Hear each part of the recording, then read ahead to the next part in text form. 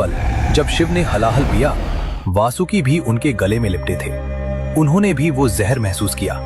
समुद्र मंथन का दर्द अलग था, पर अपने भगवान को जहर पीते देखने का दर्द वो और भी गहरा था। वासुकी की आंखें भर आईं। उन्होंने शिव को और कसकर थाम लिया, जैसे कह रहे हों, प्रभु मैं हूं, मैं हमेशा यहां हूं। और शिव ने अपनी बंद आंखों से वासुकी की उस भावना को महसूस किया और मुस्कुराए।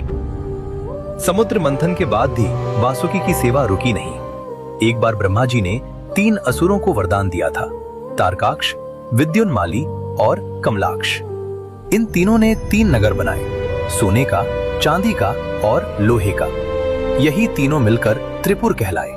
वरदान था, ये तीनों नगर तभी नष्ट हो सकते हैं जब एक सीध में आए, और यह काम केवल एक ही बाण से होगा। असुरों ने अत्याचार बढ़ाया, देवता फिर परेशान हुए। भगवान शिव ने त्रिपुर नष्ट करने का निश्चय किया। उन्होंने अपना विशाल धनुष उठाया, लेकिन धनुष की डोरी नहीं थी। शिव ने इधर उधर देखा, तभी वासुकी आगे आए। प्रभु मुझे अपने धनुष की डोरी बनाइए। शिव ने वासुकी को देखा, मुस्कुराए। तथास्तु। वासुकी उस विशाल धनुष में डोरी बन गए। शिव ने पाशुपतास्त्र चढ़ाया। तीनों नगर एक सीध में आए और उस एक बाण से त्रिपुर भस्म हो गया। देवता जय जयकार करने लगे और वासुकी एक बार फिर, खुशी उनकी नहीं थी, श्रेय उनका नहीं था, लेकिन सेवा उनकी थी और वह काफी था।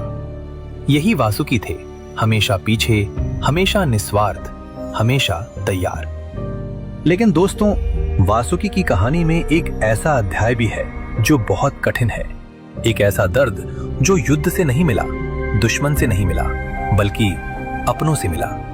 हुआ यूं कि एक बार कद्रू और उनकी सौतेली बहन विंता के बीच एक शर्त लगी। शर्त थी, देवताओं के दिव्य घोड़े उच्चैश्रवा की पूंछ का रंग क्या है। कद्रू ने कहा काली है, विंता ने कहा सफेद है। जो हारे वो जीतने वाले की दासी बनेगी। असलियत यह थी कि घोड़े की पूंछ सफेद थी, यानी कद्रू हारने वाली थी। लेकिन कद्रू को दासी नहीं बनना था, तो उन्होंने अपने नाग पुत्रों को बुलाया और कहा, जाओ, उस घोड़े की पूंछ पर लिपट जाओ। बाल बाल काले दिखने चाहिए। कुछ नागों ने डर के मारे हाँ कर दी, लेकिन कई नागों ने साफ मना कर दिया। माता, ये झूठ है, ये पाप है, हम नहीं करेंगे। कद्रू को गुस्सा आया। उन्होंने उन सभी नागों को श्राप दे दिया। तुम सब एक दिन अग्नि में चलोगे। एक माँ ने अपने ही बच्चों को श्राप दे दिया, सिर्फ इसलिए कि उन्होंने झूठ बोलने से मना किया था, और उस एक श्राप का बोझ पूरी नाग जाति को उठाना था। वासुकी को जब ये पता चला, उनका मन भारी हो गया। वे जानते थे माँ का ये पाप एक दिन भारी पड़ेगा। वो श्राप सच हुआ। महाभारत के बाद कुरुवंश में एक राजा हुए, जन्मेजय। वे राजा परीक्षित के पुत्र थे। एक दिन नाग तक्षक ने राजा परीक्षित को डस लिया। परीक्षित की मृत्यु हो गई। जन्मेजय टूट गए। पिता की मृत्यु का दर्द असहनीय था, और वो दर्द धीरे धीरे क्रोध में बदल गया। सिर्फ तक्षक को नहीं, पूरी नाग जाति को समाप्त करूंगा। उन्होंने एक महायज्ञ शुरू किया, सर्प यज्ञ। ये कोई साधारण यज्ञ नहीं था। इसमें मंत्र पढ़े जाते थे, और हर मंत्र के साथ एक नाग का नाम लिया जाता था, और वो नाग चाहे कहीं भी हो, खिंचता चला आता था सीधे धकती अग्नि में। मंत्र शुरू हुए, आग धकने लगी, और नाग एक एक करके उस अग्नि में गिरने लगे। छोटे नाग, बड़े नाग, बूढ़े, बच्चे, माताएं, सब। नागलोक में हाहाकार मच गया। चारों तरफ चीखें थी, रोना था, दर्द था।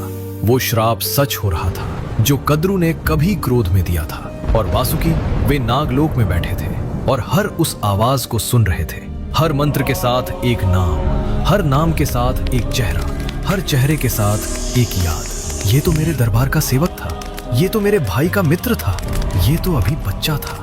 वासुकी की आंखें भर आईं। जो राजा कभी नहीं रोए थे, समुद्र मंथन के दर्द में नहीं रोए, त्रिपुर दहन में नहीं रोए, आज रो रहे थे। उनकी प्रजा जल रही थी, उनके भाई जल रहे थे, और वे कुछ नहीं कर सकते थे, क्योंकि ये श्राप था, उनकी अपनी माँ का श्राप। वासुकी ने आंखें बंद की, शिव को याद किया, मन ही मन बोले, प्रभु मैंने हमेशा सबकी मदद की, आज मेरी मदद करो, रास्ता दिखाओ। वासुकी की प्रार्थना सुनी गई। बहुत पहले जब यह श्राप दिया गया था, तब ब्रह्मा जी ने वासुकी को एक उपाय बताया था। वासुकी, तुम्हारी बहन मनसा देवी का विवाह ऋषि जरत्कारु से होगा। उनका एक पुत्र होगा, आस्तिक, और वही आस्तिक एक दिन इस सर्प यज्ञ को रोकेगा। वासुकी को वो बात याद आई। उन्होंने अपनी बहन मनसा देवी की ओर देखा, जो खुद दर्द में थी, खुद रो रही थी। बहन, तेरा बेटा ही हमारी आखिरी उम्मीद है। भाई, आस्तिक जाएगा, हमारा वंश बचेगा। आस्तिक युवा थे, तेजस्वी थे, वेद ज्ञान से परिपूर्ण। वे उस यज्ञ स्थल पर पहुंचे जहां आग धक रही थी, मंत्र गूंज रहे थे, हर तरफ भय था। लेकिन आस्तिक निडर थे। उन्होंने वहां वेदों का इतना सुंदर पाठ किया, इतने गहरे ज्ञान की बातें की कि राजा जन्मेजय स्तब्ध रह गए। मांगो, जो चाहो मांगो। राजन, ये यज्ञ रोक दीजिए। जन्मेजय के मन में द्वंद्व उठा, पर वचन दे चुके थे, वचन से पीछे नहीं हट सकते थे। यज्ञ रुक गया, नाग जाति बच गई। नागलोक में उत्सव हुआ, आंसू और खुशी एक साथ। और वासुकी, वे झुककर आस्तिक के पैरों में गिर गए। तुमने आज मेरे पूरे वंश को जीवन दिया, मैं तुम्हारा ऋणी हूं। एक राजा का सबसे बड़ा धर्म यही था, अपनी प्रजा को बचाना, और वासुकी ने वो धर्म निभाया। वासुकी की महानता का सबसे बड़ा प्रमाण मिलता है भगवत गीता में। कुरुक्षेत्र के रणक्षेत्र में जब अर्जुन टूट गए थे, जब उनके हाथ से गांडीव छूट रहा था, तब भगवान श्री कृष्ण ने अपना विराट स्वरूप दिखाया और उन्होंने कहा, मैं सब में हूं, देवताओं में इंद्र हूं, नदियों में गंगा हूं, मांसों में मार्गशीर्ष हूं, और सर्पों में मैं वासुकी हूं। भगवत गीता 10वां अध्याय, विभूति योग। जब भगवान ने खुद कहा, सर्पों में मैं वासुकी हूं, इससे बड़ा सम्मान और क्या हो सकता है? इससे बड़ा प्रमाण और क्या हो सकता है? आज भी हर वर्ष श्रावण मास में नाग पंचमी मनाई जाती है। उस दिन नागों की पूजा होती है, दूध चढ़ाया जाता है। ये पूजा किस लिए? वासुकी की याद में, उनके त्याग की याद में, उस राजा की याद में जिसने कभी मांगा नहीं, बस दिया। और हर शिवलिंग पर जो नाग लिपटा है वो वासुकी है। आज भी हर मंदिर में, हर शिवलिंग पर वो आज भी अपने भगवान की सेवा में है।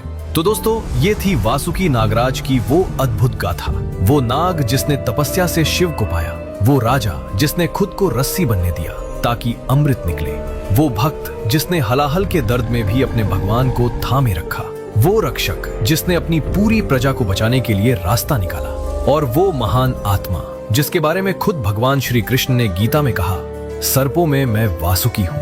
वासुकी हमें सिखाते हैं, सच्ची भक्ति वो नहीं जो मांगती है, सच्ची भक्ति वो है जो देती है। सच्चा राजा वो नहीं जो सिंहासन पर बैठे, सच्चा राजा वो है जो प्रजा के लिए खड़ा हो। और सच्चा प्रेम वो नहीं जो दिखावे में हो, सच्चा प्रेम वो है जो दर्द में भी साथ न छोड़े।